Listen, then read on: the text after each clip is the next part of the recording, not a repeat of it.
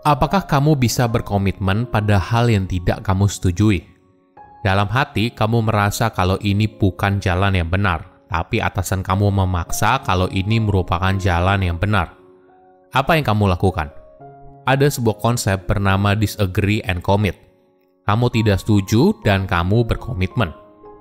Situasi ini sering terjadi di dalam sebuah perusahaan.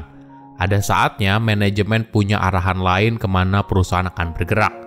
Di sisi lain, hal ini bisa saja menghapus semua yang sudah kamu kerjakan hingga sekarang. Ini memang tidak mudah, berkomitmen pada sesuatu yang tidak kamu yakini. Tapi, jika kamu bisa melakukannya dengan efektif, ini adalah keahlian yang sangat baik jika kamu ingin punya karir yang cemerlang di dalam sebuah perusahaan. Halo semuanya, nama saya Michael. Selamat datang di channel saya, Sikutu Buku.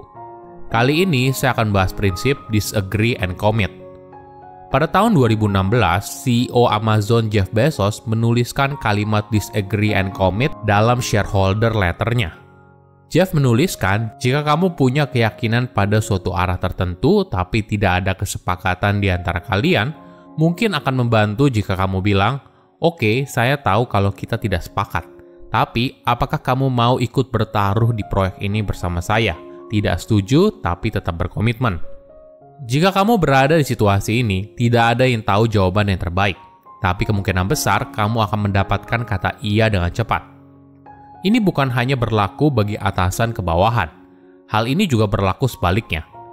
Jeff bercerita dirinya saat itu menyetujui proyek Amazon Studio Original.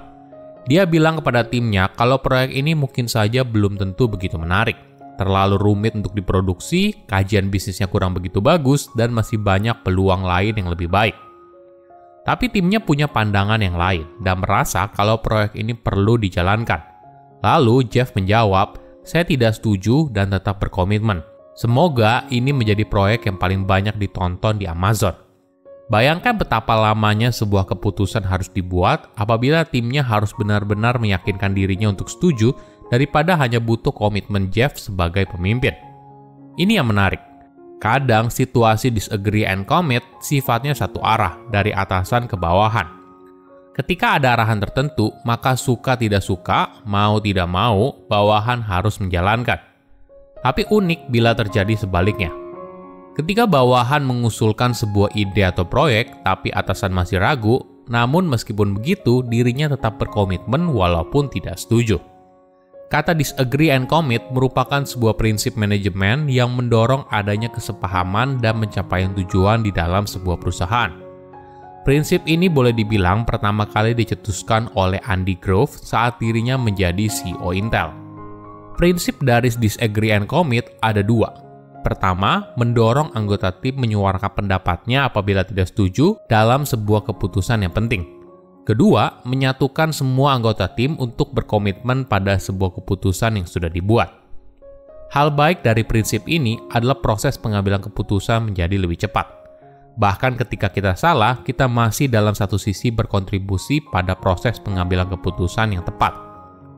Di sisi lain, jika kita benar, maka kita tahu kalau ide yang lebih lemah berhasil kita sisihkan secepat mungkin.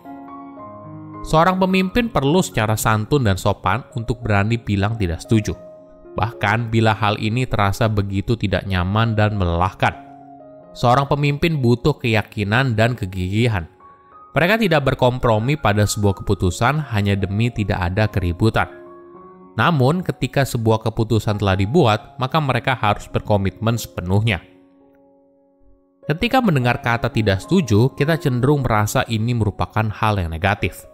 Tapi jika bicara soal lingkungan kerja dan manajemen, tidak setuju ketika dilakukan dengan sungguh-sungguh dan konstruktif, maka hal ini tidak bisa dihindari dan justru sehat.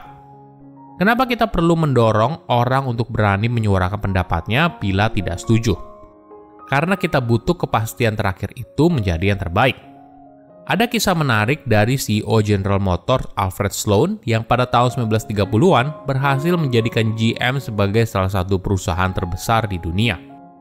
Pada suatu meeting penting di General Motors dan semua anggota manajemen setuju pada sebuah keputusan yang penting, Alfred lalu bilang, "Saya mengusulkan agar kita menunda diskusi ini hingga pertemuan selanjutnya, sehingga memberikan masing-masing dari kita waktu untuk tidak setuju, Dan mungkin saja kita dapat memahami lebih dalam soal keputusan ini.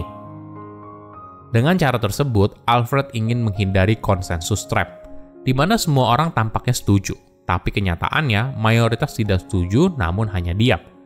Atau keputusan ini terlalu penting dan tidak ada yang berani bertanggung jawab apabila gagal. Atau yang terakhir, semua orang hanya ingin agar meeting ini cepat selesai.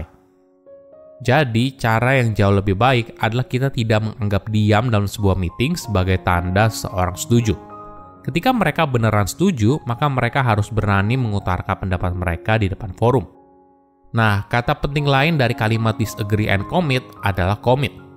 Commit artinya apapun keputusan final yang sudah diambil, maka anggota tim harus menjalankannya dengan sungguh-sungguh. Artinya, setiap orang harus bertanggung jawab atas apa yang mereka kerjakan dan menyelesaikannya.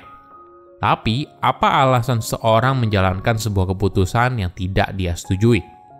Pertama, setiap orang di dalam meeting punya kesempatan untuk mengutarakan pendapatnya, dan mereka sudah didengar. Walaupun pada akhirnya keputusan yang diambil bertolak belakang, seorang akan jauh lebih mudah menerima apabila dia tahu kalau pendapatnya telah didengar. Di sisi lain, ketika kita secara terbuka tidak setuju pada ide tersebut, maka hal terakhir yang kita inginkan adalah eksekusi yang buruk. Jangan sampai ketika proyek itu gagal, lalu manajemen bilang, ya ini bukan karena idenya buruk, karena eksekusinya aja yang jelek. Menjalankan disagree and commit tentu saja tidak mudah. Bayangkan situasi ini, kamu adalah seorang manajer di sebuah perusahaan.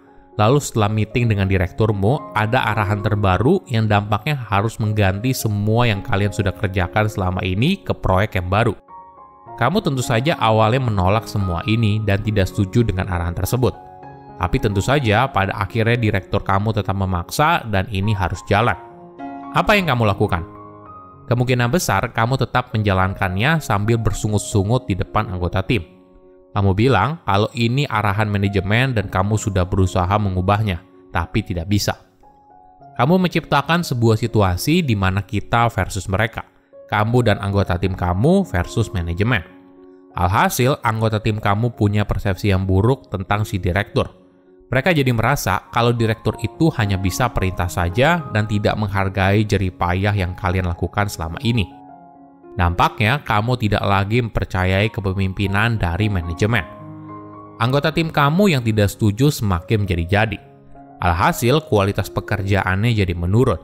Terakhir, dalam hati, kamu menjadi sangat lelah. Padahal mungkin saja ada sudut pandang yang tidak kalian lihat, namun disadari oleh direktur tersebut. Misalnya saja kompetisinya yang sudah berubah. Apa yang kalian kerjakan sudah mulai ketinggalan dan sebagainya. Ketika si direktur terus mendorong arahan yang berbeda ke dirimu dan anggota tim, hal ini makin lama membuatmu makin frustasi. Inilah tantangan yang sebenarnya. Tantangannya bukan untuk berkomitmen pada sesuatu yang tidak kamu setujui, tapi tantangannya adalah berkomitmen pada sebuah arahan yang dari hatimu terdalam merasa ini merupakan jalan yang salah. Silahkan komen di kolom komentar pelajaran apa yang kalian dapat ketika tahu informasi ini. Selain itu, komen juga mau tahu informasi apa lagi yang saya review di video berikutnya. Saya undur diri, jangan lupa subscribe channel YouTube Sikutu Buku. Bye-bye.